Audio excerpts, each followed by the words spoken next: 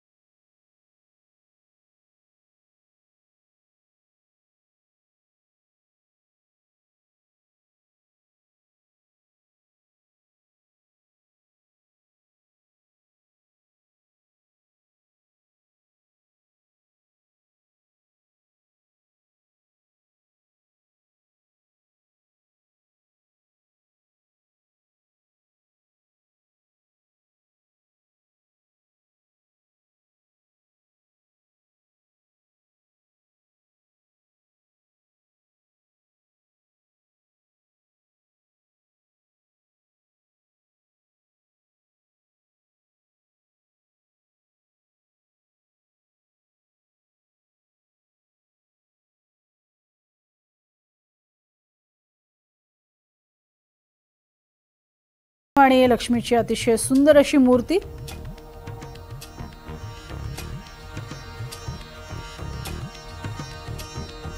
या संपूर्ण मंदिर परिसरामध्ये असणाऱ्या शेषावतार मंदिरामध्ये सुद्धा पूजन करण्यात आलेलं आहे। तर राम पंचायतन ज्या ठिकाणी आहे तिथे सुद्धा पूजन झालं तेव्हाची ही दृश्य आपण बघतोय।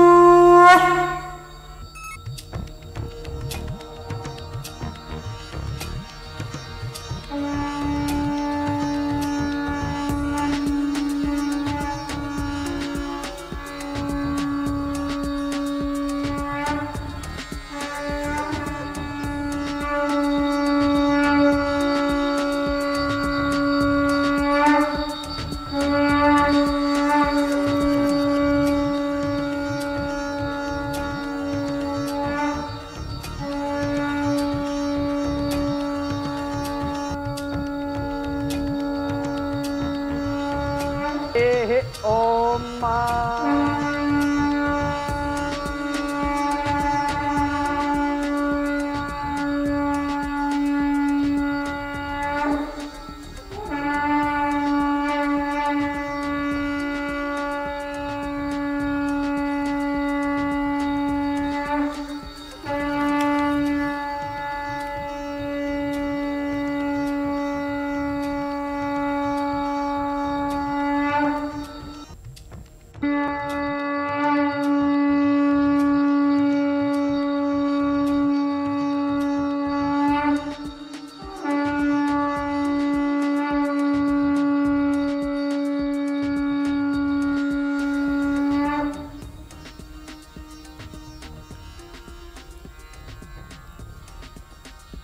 आपण बघतोय अशा पद्धतीने राम पंचायतनाची आणि त्यानंतर प्रत्यक्ष रामलल्ला ज्या ठिकाणी आहे तिथे पूजा पार पडलेली आहे। रामलल्लाचं अतिशय सुंदर असं गोजीर रूप आहे, कारण 5 वर्षाची ही रामलल्लाची भावविभोर अशी मुद्रा। त्यामुळे रामलल्लाचं अवखळ आणि सुंदर आणि तितकंच धीरगंभीर अशा स्वरूपाचं रूप आपल्याला पाहायला मिळते। तर दुसरे अन्नपूर्णा मातेचं मंदिर या ठिकाणी आहे, तिथे सुद्धा पूजा पार पडलेली आहे। या राम मंदिराची मूळ रचना अहमदाबादच्या सोमपुरा कुटुंबानं 1988 मध्ये तयार केलेली होती। सोमपूर किमान 15 पिढ्यांपासून जगभरातील 100 पेक्षा जास्त मंदिरांच्या डिझाईनचा एक भाग आहेत। सोमपूरच्या रहिवाशांनी 2020 मध्ये मूळ डिझाईन मध्ये काही बदल केले आणि राम मंदिरासाठी नवीन डिझाईन तयार केला। त्यामुळे तब्बल आपण बघतोय 360 फूट लांबीचं, 235 फूट रुंद आणि 161 फूट उंच असं हे मंदिर तयार करण्यात आलं। वास्तुविशारद चंद्रकांत सोमपुरा यांच्यासोबत त्यांची 2 मुलं निखिल आणि आशिष सोमपुरा हे देखील वास्तुविशारद आहेत। सोमपुरा घराण्यानं भारतीय मंदिर स्थापत्यकलेपैकी एक असलेल्या नागरा या वास्तुशैलीनुसार हे राम मंदिर बांधलेलं आहे। मंदिराच्या संकुलामध्ये एक प्रार्थना सभागृह सुद्धा आहे। रामकथा कुंज म्हणजे जिथे व्याख्यानं होत असतात असाही एक भाग आहे। एक वैदिक पाठशाळा आहे जिथे शिक्षणाची सुविधा आहे। एक संत निवास आहे आणि एक यत्ती निवास म्हणजे बाहेरून येणारे जे भक्तगण आहेत त्यांच्यासाठीचा एक निवास व्यवस्था आहे। तसंच संग्रहालय आणि इतर सुविधा देखील आहेत। तर हे संपूर्ण मंदिर पूर्ण झाल्यानंतर जगातील 3रं सगळ्यात मोठं हिंदू मंदिर असेल असंही सांगितलं जातंय। या संपूर्ण बांधकामासाठी आपण बघितलं तर राम जन्मभूमी तीर्थक्षेत्र ट्रस्टनं मार्च 2020 मध्ये या मंदिराच्या निर्मितीला सुरुवात केली। पहिला टप्पा सुरू झाला आणि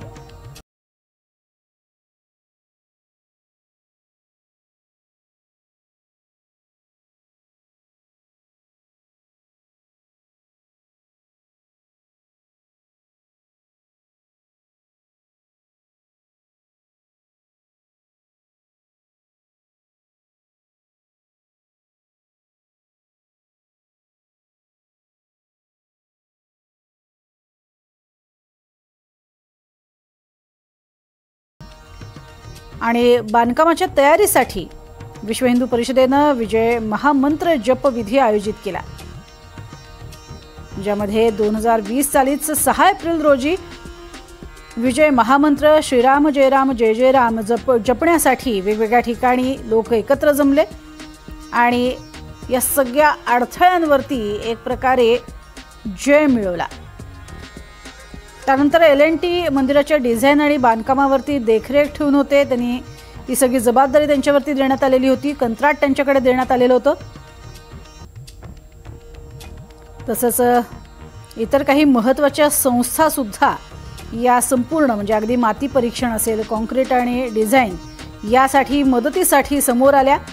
तर भारतीय अंतराळ संशोधन संस्था म्हणजेच इस्रोनं मंदिराच्या खालून वाहणारा शरयूचा प्रवाह सुद्धा ओळखला असल्याचं अहवालातनं सांगण्यात आलेलं आहे। त्या राजस्थानातनं आणलेल्या 600,000 घनफूट वाळूचे दगड आणि बन्सी पर्वतीय दगडांनी हे बांधकाम पूर्ण करण्यात आलंय। यामध्ये लोखंडाचा मुळीच वापर करण्यात आलेला नाहीये। तर 5 ऑगस्ट 2020 रोजी पायाभरणी समारंभानंतर मंदिराचं बांधकाम अधिकृतरित्या पुन्हा एकदा सुरू झालं। यात वैदिक विधी सुद्धा म्हणजे पूर्णपणे पायाभरणीनंतर वैदिक विधीचं आयोजन करण्यात आलं होतं। त्यावेळेला सुद्धा भारताचे पंतप्रधान मोदी यांनी पायाभरणी म्हणून 40 किलो चांदीची वीट इथे ठेवलेली होती।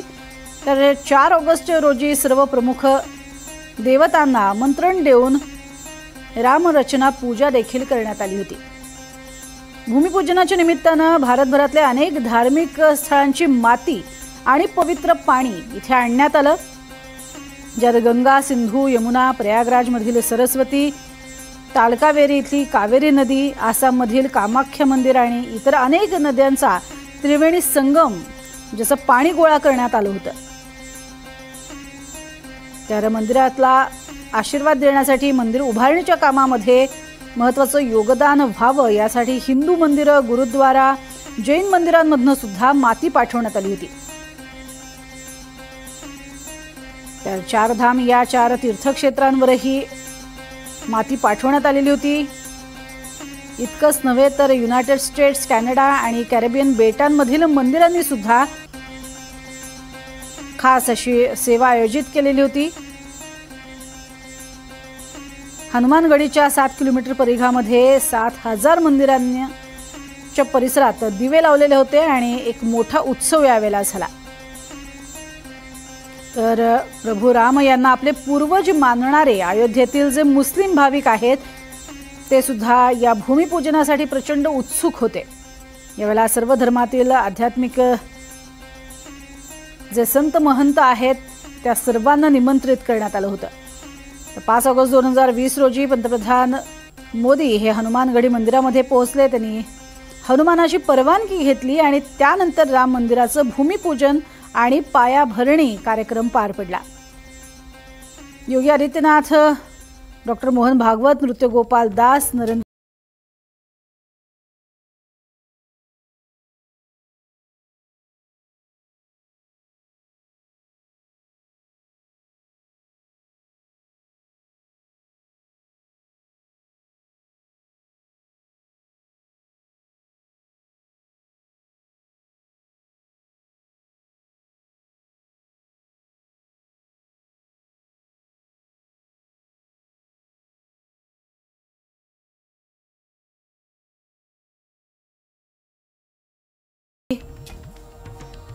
रघुकुळ टिळक असं आपण रामचंद्रांना म्हणतो, त्यामुळेच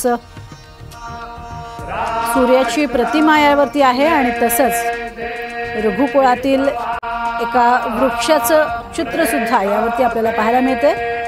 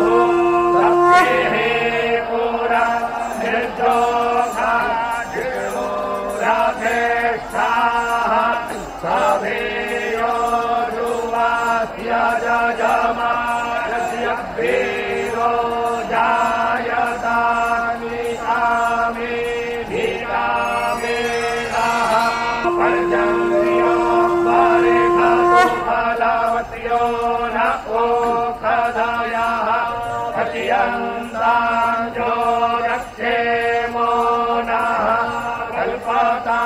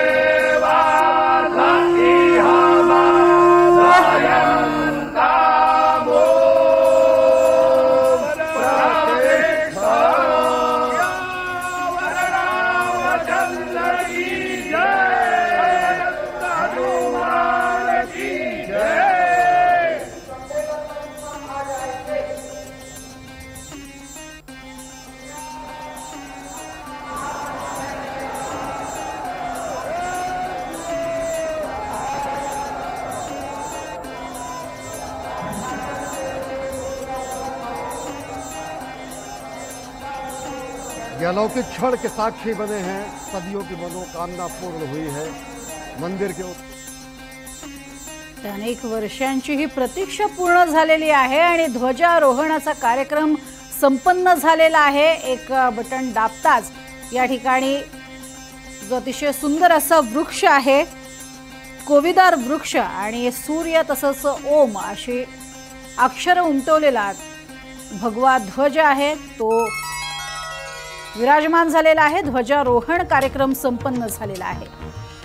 सध्या ही दृश्य आपण बघतोय, ज्यात दृश्यांमधनं अनेक वर्षांची प्रतीक्षा होती, अनेक वर्षांची तपश्चर्या होती आणि ही फळास आलेली आहे। एकीकडे रामलल्लाची सुंदर मूर्ती जी विराजमान झालीच, मात्र मंदिर पूर्ण होण्याचं जे काम होतं ते मात्र बाकी होतं आणि ते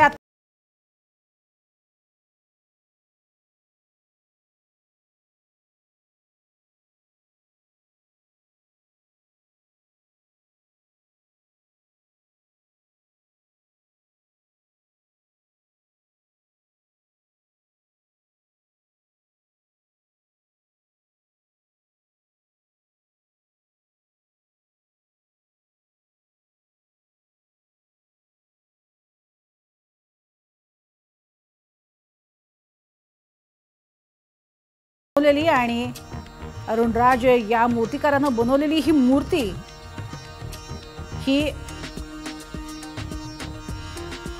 ज्यावेळेला स्थापन करण्यात आली त्याआधी सुद्धा एक निवड प्रक्रिया म्हणजेच मतदान प्रक्रिया पार पडलेली होती। त्यासाठी अनेक मूर्तिकारांना त्यांच्या मूर्ती अतिशय सांगितल्याप्रमाणे बनवून आणण्यास इथे सांगितलं होतं आणि त्यातील 3 मूर्ती या सिलेक्ट करण्यात आल्या आणि त्यातील शेवटची ही मूर्ती अरुण योगीराज यांनी बनवलेली कर्नाटकातील शिल्पकार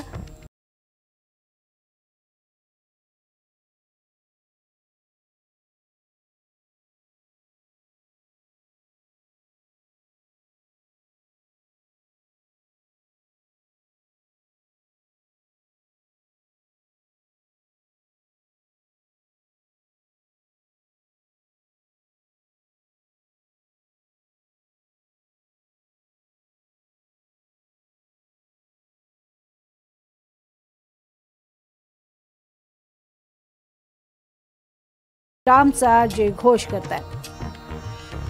एकीकडे बघतोय सोमपुरा कुटुंबानं अनेक वर्ष अशा पद्धतीनं मंदिर निर्माणाचं काम पाहिलेलं आहे। त्याच सोमपुरा कुटुंबियांनी एकत्रित येत सम्मान में डिजाइन तैयार केलाय। रामलला का प्रतिमा और जो ध्वज ऊपर फहराया गया है, आरोहित किया गया है, उस ध्वज को ही प्रतीक बनाकर भेंट किया गया है।